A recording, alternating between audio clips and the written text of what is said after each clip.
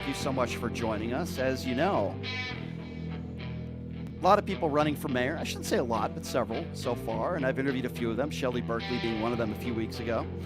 And the lady we have with us in studio right now, she was elected the special election back in 2019. She completed the term for Ward 2, which was extended through 2022. And then she won re-election in the primary of June in 2022 with 55% of the vote. Councilwoman Victoria Seaman joining us in studio, and she is running to be the next mayor of the great city of Las Vegas. Victoria, thank you so much for joining us. Pleasure having you in studio. How are you? Thank you so much for having me. I appreciate it. Yeah, I appreciate you being here. I've been wanting to talk to you for a while, and I guess my first question is why? Why did you decide to put your name in the hat, so to speak, and why do you want to be the next mayor here? Well, first of all, I love what I do. I love public service, and I love it on a local level because you are right next to the people. I'm out in the community every single day. I believe we've done some great work in the last 4 years. I just finished 4 years, and I want to continue that work, and I want to take it to a leadership level. I think that we need a leader who isn't afraid to tackle the tough issues and kick them down the road. Too many politicians get elected and decide on these tough issues it's too political and they kick it down the road. And I think we have tough issues ahead of us, and I would like to, and I've always tackled them, and I'm going to continue to do that as mayor. So on that note, what do you think is the number one priority issue that you want to tackle that you think some Republicans and maybe Democrats too are just kind of avoiding that you want to tackle right off the bat if you're mayor day one? Well, first of all, public safety is number one. So we have to continue to work with our metro and continue to work with the public on that. Public safety, number one. But one of our biggest issues at the city is the 100 million lawsuits that are sitting at the Supreme Court with Badlands. And it may be settled before the mayor's race, but I'm probably the only one that has stepped out front and had the courage to say from the beginning, before we had the judgments, Right. It's time to come together and settle this. Don't leave it up to the courts because it's going to be at the cost of the taxpayers. Gotcha. So I want to talk to you about some national issues. We'll talk about more local issues, but let me get this out of the way right from the start. I think, as you know, I'm not a big fan of Michelle Fiore. I never have been for a lot of different reasons, right?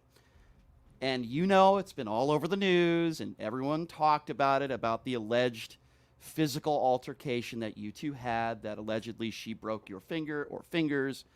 What, if anything, can you say about that situation? What I can say, it's part of the reason I'm running for mayor, is because we should have never swept these things under the rug. We have thousands of employees in the city.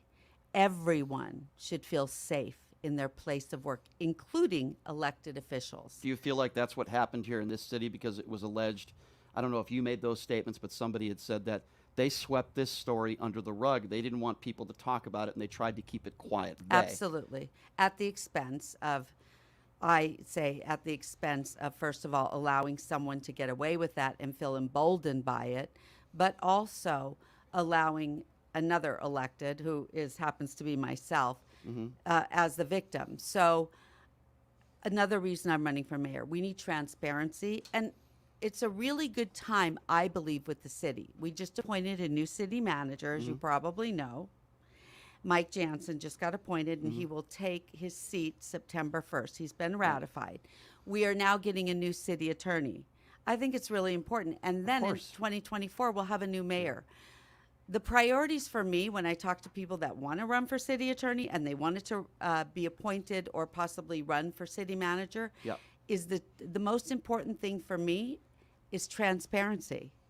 I don't want to see us, the press, coming to us for documents, and 99.9% of them are redacted. Right.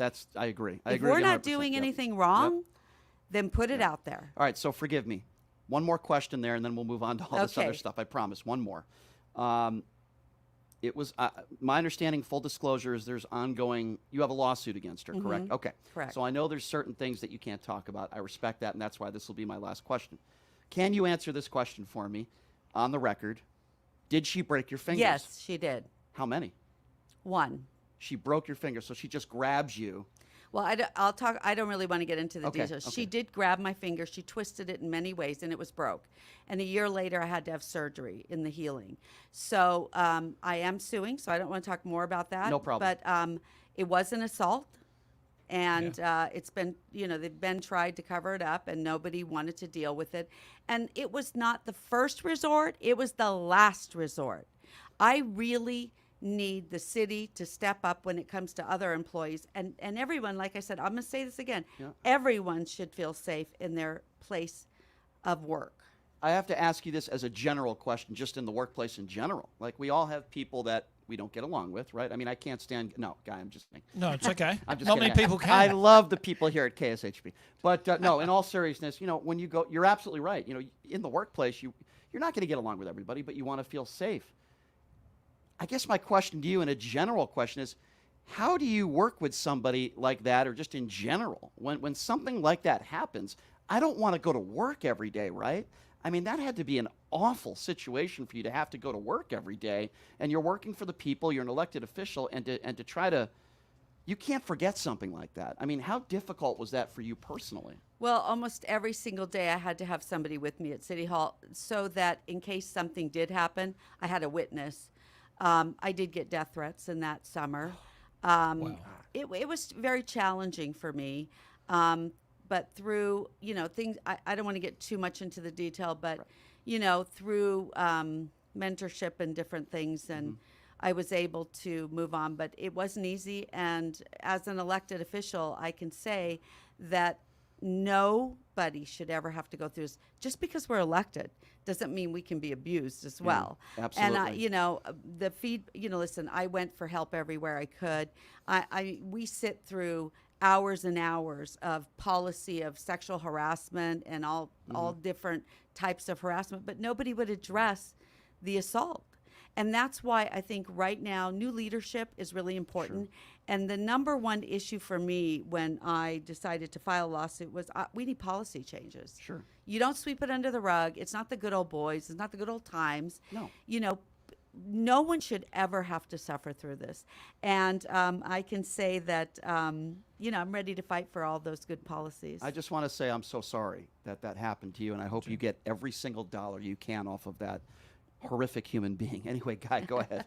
We can move on. It obviously takes a lot to run for office. You need to be resilient. You need to be courageous. You got to be prepared to have your life exposed in ways we probably don't know are coming with the media these days. What was the process for you? Did you speak to family? Did you go through the pros and cons? What ultimately led up to the decision? Well, because I've been in office before, as I was in the state legislature for 2 years, it's a decision that you constantly have to go back to your family and say, okay, now this is what I'm thinking about. I've gotten so much encouragement from my husband. My daughter is grown up, and so with her, it's easier. I started in politics once my daughter graduated high school. It's hard for people who have kids at home. Right. And even though she was already, graduated high school, she did come back home and live with me for a few years. And when the mail started coming, it was very heartbreaking for her because, the attacks. So, you just have to hope that they're as strong and resilient as you are and talk to them, show them your strength. Because if you're not showing strength, they're going to break down. But it's an ugly business. We all know that. Yeah. It's a contact sport. And you mentioned, Victoria, that you received death threats. And I go back and I think about January 6th. And some people say I bring it up too often. But the reason why I bring it up is because the leader of the Republican Party, and I know you're a Republican, and we can talk about Donald Trump, but the leader of the Republican Party now, as far as the face of the party, is still Donald Trump. And would you agree with me? January 6th doesn't happen if Donald Trump doesn't lie about the 2020 election. I'm really concentrating on my race and try not to get into, I go home every day and my husband's like, do you know what's happening in the world? And I'm like, look, I'm trying to save the city. And it's really hard for me, to get so entrenched in things that happen. I think after January 6th, I think there were prosecutions. I would love for us to put it behind us and move forward because right now the people that were charged, I believe they've. Yes. Yeah. And let's move forward. I mean, we really need to move forward. But- We really need to stop talking about a fake election or whatever. Sure. And we need to move forward to what's happening now. But that's why I ask you, because he's still saying the election was stolen. Let's talk locally. Guys like Jim Marchant, he could have been the Secretary of State. Listen, I had Cisco Aguilar, I think is a very good man, Right. very educated. He was sitting in your seat, and we had a great conversation. I'm so glad he won. But you still have people. Jim Marchant is running for office again. He talks about the cabal.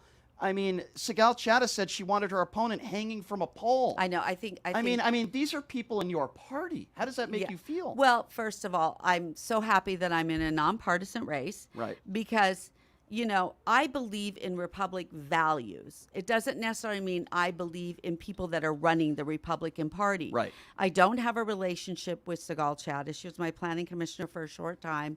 It's a shame that you have so many people infighting about things that I believe is not important. What's important is our community. And that's why I told you from the beginning when I sat here, I love local politics. I can concentrate on making the community better and seeing the results immediately. I think it was torture for me being up in the legislature because I fought with my own party. Right. I mean, it's like, why can't we just all look at what's better for the community? In local elections, you can do that because you're sitting there making decisions and you need 4 votes. There's no caucuses. I hate caucuses, where we better all go this way or better. You don't have that in local government. Yeah. We get to go out to the community and talk to them and find out what's important to them and then make a decision. If you're just joining us, Victoria Seaman, Councilwoman Seaman in studio. She's running for mayor of the great city of Las Vegas. All right, let's talk about that position. Let's talk about Carolyn Goodman. I was very disappointed, as I think many people were, with the interview that she did with Anderson Cooper on CNN during the pandemic. I think Carolyn Goodman is a very nice woman. I think she's very kind. I'm friends with her husband. I think they're very nice people. But I thought that interview was an embarrassment. And I know that Oscar would not be happy with me saying this because he wants to blame Anderson Cooper. I thought she kind of embarrassed Las Vegas in that interview. What did you think of that? I think she was not prepared, and I don't know what she was thinking. I thought the interview was a horrible interview. And again, I can only say that I think she wasn't prepared for that interview, and it was a disappointment. I think the Goodmans have done so many great things for the city, and I could go on for days talking about them. But there are some flaws in the leadership right now with Badlands, our Animal Foundation, so many things that I believe that a leader should stop kicking down the road, as we talked about earlier. But again, they've done so many good things for this city. But now it's time for change. I hear what you're saying. Yeah, I was very disappointed with that interview. All right, let's talk a little bit about, I guess the first topic would be COVID. I just want to get your thoughts on that. During the pandemic, how did you think Steve Sisolak did? What are some of the things that maybe you would have done differently? What are your thoughts on him opening up the casinos but yet closing the local bars? That was one of my criticisms. What were your thoughts on Steve Sisolak and his tenure here? Very disappointed you don't pick and choose who you leave open. And I can tell you this, being in the city at the time during COVID, the big boys and the big businesses survived, and the mom and pops, a lot of them went away and never came back. Right. Not fair. And the COVID money was given if you kept your employees. Well, if you're a mom and pop, how are you going to keep your employees? Yeah. So there's the one thing I've always hated about government is we're picking and choosing. And I would not have done that. So I wasn't in Sisolak's shoes, but I was a city councilwoman. So I was in leadership. And I believe that he made a lot of mistakes, and that's probably why he's not the governor right now. What is your relationship with Joe Lombardo? What are your thoughts on Joe Lombardo as governor? I like Joe. I supported Joe. I believed that Joe could win, and I believe that he is going to be a good governor. Now, there's a lot of people that say, well, he did this or he didn't do it. Nobody's going to agree 100% on what you do, but I believe that he spent 8 years leading an incredible organization, and he's got the experience. So I think he'll do well in the future. And I think he'll get reelected because I think he really, truly cares about this state. He is a native. And I really do believe that he's doing the best job that he could do. I asked this question to a lot of Republicans today because most of my friends that are Republicans are old school Reagan Republicans, and we seem to have a lot in common. And even though I lean to the left on a lot of social issues, I've always considered myself an independent. I didn't vote for Barack Obama. I didn't vote for Hillary Clinton. And when I talk to Reagan Republicans, they give me a pretty good idea of what Republicans stand for. I don't know what Republicans stand for today, the new era of Republicans. So I want to ask you that question. If I asked you, Victoria, what do Republicans stand for today? What are their values? What do they stand for today? And I ask you that because what I hear from a lot, not you, but from a lot of the Republicans that are doing TV interviews today nationally, they talk about gender identity. It seems like that's all they want to talk about. They're obsessed with transgenders. And, you know, they talk about the Hunter Biden and the Biden crime family. And I never really hear them talking about solutions like healthcare, right? Or talking about the abortion issues and you know, inflation and so many things that are important. So I want to ask you, what do you think are the values of Republicans like yourself today? I know you don't speak for others. How would you answer that? Well, and here's what I'm going to say. This is why I like being a nonpartisan in local government, because both parties have changed so much. You know, what the platform and the values were, like small government, you know, go on and on with the it's changing by each person that you mentioned earlier, you know, and saying things and doing things that I don't think are my value. When you're saying somebody hanging from a crane, that's not my value. Right. You know, these are not my values. So that is why I've really love what I do. I love, you know, I love being in a nonpartisan position. I like to consider myself nonpartisan because of that. Now, when you talk about some of the platform that I grew up with or I cared about all these years was, you know, basically let us have the opportunity for everyone. Small government, opportunity, you know, like this picking and choosing of business, those are not my value, is when we sit and we pick and choose who we're going to support and who we're not going to support.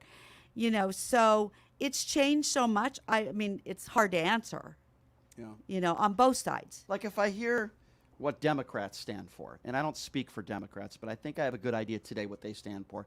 Equality, you know, whether it be Black Lives Matter or pro-LGBTQ. Right. They want equality. They want to give a woman the right to choose. They want everyone to have access to health care. They don't want tax breaks for the rich. They want to help the poor. I know I'm making general statements, but for the most part, I think I have a general idea of what Democrats stand for today. I don't know what Republicans stand for today. I mean, I guess they want to take, and again, I'm not talking about you specifically, but in general, 6.5 out of 10 Americans believe in a woman's right to choose, yet most of the Republicans that are in office do not want to give a woman the right to choose. This is a big issue, and I understand if you're mayor, you're going to have no say in this. I get that.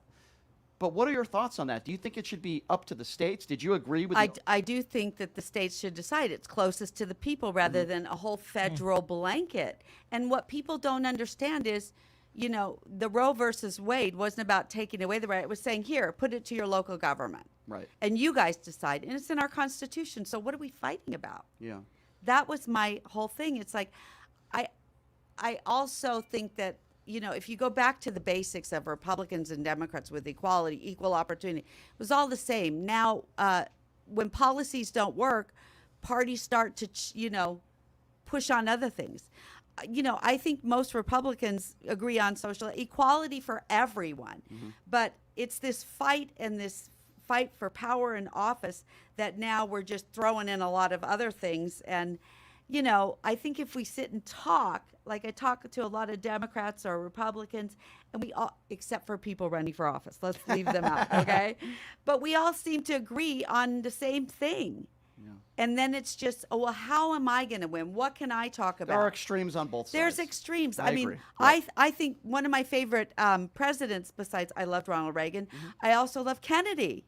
He was one of my favorite. What do you think about this new Kennedy? I shouldn't say new Kennedy, but Robert Kennedy, who seems to be a conspiracy theorist. I don't know enough about him, but you know, I'd love to learn about every candidate when the time Gotcha. comes, when they're Understood. serious and they, Sure. winning the primary. But Yep. for right now, I just think that we've gotten too far away from what's important to the people and the community, and it's all about power. Well, let's talk about that because, you've been in Las Vegas for how long? Long time. Yeah, And, 18 years. And I about the same. I've been here 20 years. Where did you come from? Connecticut, believe it or not. I hate it there. My family, I hate it there. I love Las Vegas, and I know you do too. October 1, it's near and dear to all of our hearts, right? The biggest mass shooting in American history, a record that we never wanted to have. Terrible day, right? So I want to talk to you about that. Obviously, this was a deranged individual. Absolutely. And he was able to purchase weapons legally, AR-15 style assault weapons. It seems to me, when I speak, and again, I'm making large generalizations here, which is what I do on this show a lot. It seems to me that I haven't spoken to a lot of Republicans that have a lot of solutions other than let's arm our teachers in schools, let's harden our schools, and then let's just put our arms in the air and say, hey, bad people are going to do bad things. I speak to Democrats, and they want to get rid of assault weapons, and they want to raise the age from 18 to 21, and they want mandatory training, and they want to be harder with red flag laws. So I ask you, Victoria, what can we do? What would you do? What do you want to do? Start dealing with mental illness. That's what I want to do. And that's something we don't do. And we don't do enough of it. And we talk about it a lot, but we don't do it. And you look at the session that we just finished. Where was all the issues? I mean, all the, talk about we've got to help with the mental illness. Now I know that we're talking about the $100 million from the state and then private money, because I flew to San Antonio with that group to look at the Haven of Hope. So yes, we're looking at the homeless issue, and that's what we should be doing. But when are we going to get to the root of the mental illness? Sure. And I want to see our legislators, that should be their major concentration. Because unless you deal with that, it doesn't matter if you get rid of all the, guns are not legal, people will get them. Or they'll use other weapons, knives, strangulation. We have to deal with the mental illness. Can I ask you about that then? And then I'll ask you a few more follow-up questions. But I agree with you. We need to do a better job dealing with mentally ill people. But why is it that there are mentally ill people all over the world, yet we seem to have this problem at such a high level here in this country than in other countries? We all know that there are mentally ill people all over the world. Then why is it that we have this issue here? Well, we have the same. We have killings and, with knives or whatever, maybe not as many guns, but I don't know all the stats from around the world. But I'd love to look at the stats from around the world and see, like even Australia. I don't know what weapon they use, but Well, let me tell you this, and I've always said it's apples and oranges. You can't compare America to Australia. America has 300 million people. We That's have true. 30 million people. True. We don't really hunt. We don't have a need for guns. We don't have a Second Amendment, so guns aren't a priority in Australia. Okay. So people misconstrue that I want to take everyone's guns away here. That's not true. We had a massacre in 1996 by a mentally ill person that killed 30 tourists with an automatic assault weapon. And then after that, the government said, enough's enough. You're turning in your guns unless you're law enforcement or have a specific license. And everyone did that for the reasons I just described, which obviously won't happen here. And since then, there's been not one mass shooting, and that was back in 1996. So it's hard for Australians to look at America when children are dying and getting massacred and absolutely nothing is done, and look at them and say, what is going on? What is wrong with them? I've lived here, so I understand a bit more. I just don't understand why some basic legislation and restrictions cannot get passed. Not taking away your guns, just some basic stuff to just maybe help things in the future, because this is continuing to happen, and it hurts. It hurts people around the world that are watching it. And I agree, Victoria, with a lot of what you said, but I guess if put in a situation where a mentally ill person is able to get their hands on some sort of weapon, I'd rather them not be able to get their hands on any weapon. But if I had to choose, I would rather them not be able to purchase an assault weapon or an AR-15. I mean, you don't hear of many people with a knife that are killing 60 people at a concert. That's now, a lot of countries' philosophy. right? Too. And you tell me if you disagree with this or not. But I feel like there are certain guns, as I like to call weapons of war, that were used or made for one reason only, not to defend yourself, to kill as many people as possible in a short period of time. Our brave men and women in uniform should absolutely have those weapons. Our law enforcement officials should absolutely have those weapons. I'm just not sure. I don't think an 18-year-old should be able to walk into a gun store and buy thousands of rounds of ammunition and a bunch of AR-15s with no training. I have a problem with that. What are your thoughts on that? I think that's a debate between the federal government and the legislators. And as a city council member, I'm not going to be able to even think about it or talk about it. But Sure. again, I think that you can't put a Band-Aid on a problem. It's just like we were talking about the Animal Foundation. They're asking for more money. Sure. And I'm like, okay, so we're going to put a Band-Aid on a problem. Let's get down to the root of the problem. And I will still go back to that and stand by it. Unless you go to the root of the problem and we deal with our mental illness in this country, we're going to continue to have a... Well, speaking of that, Yeah. sorry to interrupt. No, it's okay. Sorry about that. Let's talk about mental illness, particularly homeless. There are a bunch, you know this better than anybody as a councilwoman, bunch of homeless people, especially downtown, people defecating on the streets. Yep. I've spoken to some business owners who have done my show, who have said they literally have to clean feces off in front of their business or law office. It's horrible, and it's not getting any better. So my question to you is, day one as mayor, what do you do to try to help? I know there's not one thing you can do to get all the homeless people off the streets, but what can you do if you're mayor? Well, continue on the policies that we did. When I got elected in 2019, we did the camping ban. You're very familiar with that, Yep. I'm sure. Where we came in and we said, you know, you can't encroach upon somebody else's property. Look, my heart is with recovery and homeless and mental illness, but you can't encroach upon somebody who's trying to make a living and trying to get customers. So what we did was twofold. People will go, well, you did this camping ban, you're just moving people. No, we have the Hope Corridor, which we were trying to replicate the Haven of Hope, but really didn't have the acreage or the money, but it's something. At least we are the one jurisdiction that was doing something. From county, from everywhere, they were bringing everyone from everywhere.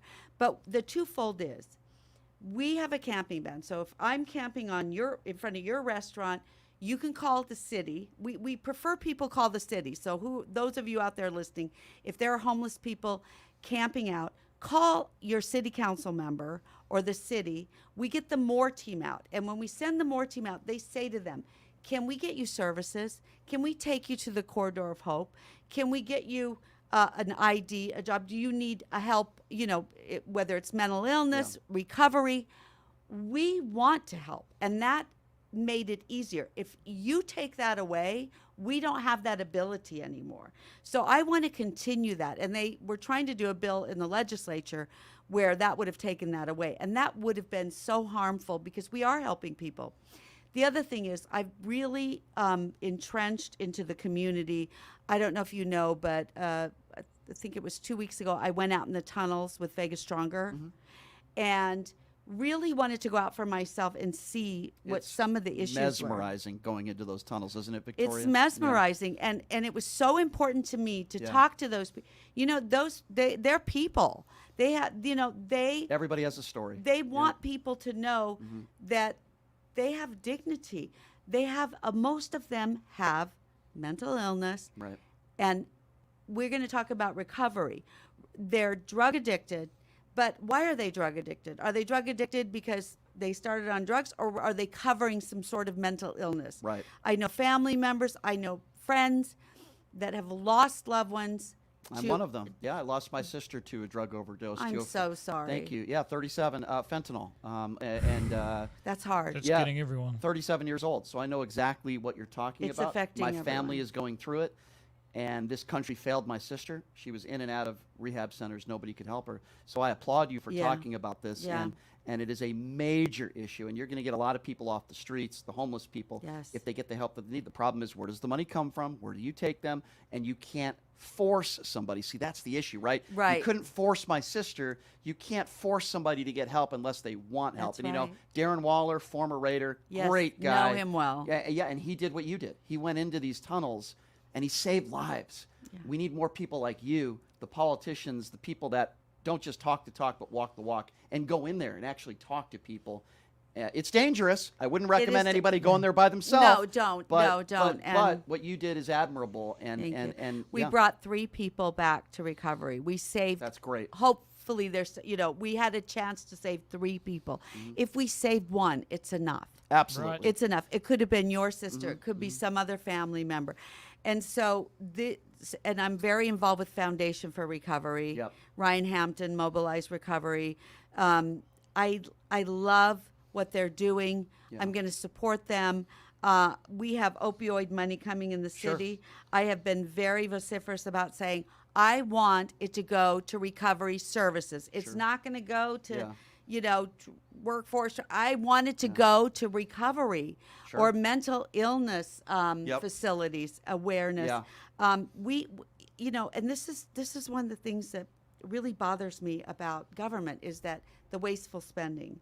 Well, let's just put some over here and over here. How about we put money where it needs to go? Agree. Our COVID money, our opioid money. I agree. And as a leader, Yeah. I have a little bit more say. I agree with you, but there are ways in which the city can make money. For example, the dispensaries, right? For years and years, the government was against legalizing marijuana. Now, all of a sudden, they're for it. They're making money, which brings me to my next question, which is a controversial one. You might know what I'm going to ask you. You can drive. I don't, but you can drive 45 minutes to Pahrump, and prostitution is legal. There are legal bunny ranches out there. You've seen the buses on the strip. We all know what they are. Girls direct to you. We all know what's going on there. Come on, let's be honest, even though it's technically illegal. Right. The government is not making any money off of that. So I asked you, Victoria Seaman, who's running for mayor, do you believe that we should legalize prostitution in a safe way, like what they're doing in Pahrump here in Las Vegas? It's a question that has been talked about for years. What is your position on that? I have to say no, and I'll give you my explanation. Mm-hmm. Because of we are number 3 in human trafficking in this city. I thought we were number 10, but I have been educating myself lately and working with groups that are doing anti-human trafficking. It is a problem here. It's a huge problem, and I just have to tell you, I just got very involved with it. I just sponsored the movie Grooming at City Hall with one of the groups, and I am now starting in August in Ward 2. We're going to have another movie come and talk about it because we're having children that are being brought into human trafficking at 12, 13, 14 years old. And so we need to get a handle on what's happening before I would even talk about. So I agree with legalizing you, prostitution. and that is a huge issue. Some would say that if you legalize prostitution, you're going to get not the 12 and 13-year-olds, that's not what I'm talking about, but some of these people off the streets and have them working in a clean environment where there's testing, and it could actually lower crime. If somebody says that to you, what would be your response to that? I would have to see outcomes, and I Okay. don't see them. And what I'm seeing is tragic for our children. And, Yep. The laws that have been passed recently make it very hard.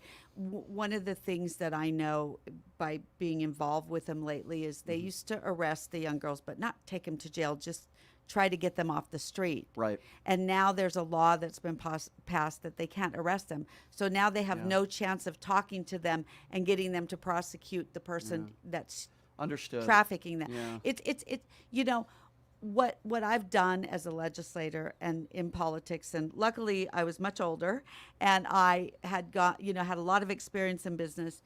And one of the things that I learned is that there's always unintended consequences to what we do. So I think very clear and concise about any ordinance, any legislation that I had done when I was in Carson City, because there are there are unintended consequences down the line. I've seen it in the city where, we get out of legislature and then they come to us and say they want us to build jury boxes. We don't have room. We don't have money. They did it an unfunded mandate. Right. And so I've seen it over and over. So I would say no right now, because right now we're Understood. dealing with it.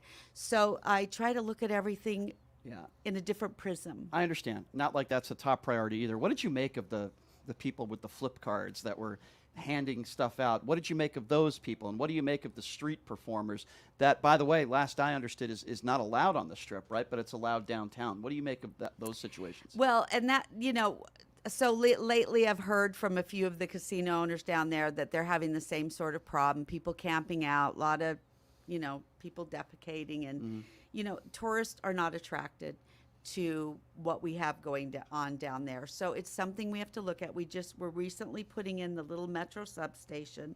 So there's always something that we have to look at to make sure that tourists come and they enjoy. We have 40 million tourists a year, and we want to continue to have those. But we also need to diversify the economy so it's not all dependent on tourists. And I understand that Las Vegas, you might disagree with me on this.